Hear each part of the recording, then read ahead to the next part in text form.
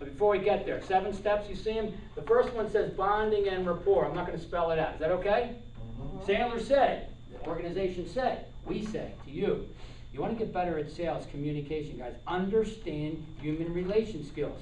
You want to go in there with your head loaded for bear with your head trash or your self-perceived notion or preconceived notion, I should say, or self-limiting beliefs, you're not going to get a lot out of this training. You're going to learn a little bit about human relation skills training. Why'd they do that? VAK, visual, auditory, kinesthetic. Scott mentioned the acronym or the word and acronym DISC earlier, D-I-S-C. We have behavioral styles. People buy for reasons that Sandler identified, not the least of which is they buy from people who they feel are like them. They buy from people who they feel understand them.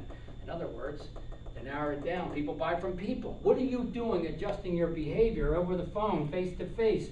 Long-term clients, short-term clients, transactional-based, relationship-based. What are you doing through your behavioral style? That's a fancy word for personality, if you will. But changing because you're understanding you need to adjust your bonding and rapport skills to match up with that person. Because at the end of the day, they're the customer. Yes? Yes. Anybody besides me ever had a bad feeling with a vendor? A vendor, then we're the customer. Yes, all of us, right? Well, the bad feeling was part of human relation skills. Either that person was doing it incorrectly or they just didn't know what they didn't know and they didn't even know they didn't even know it.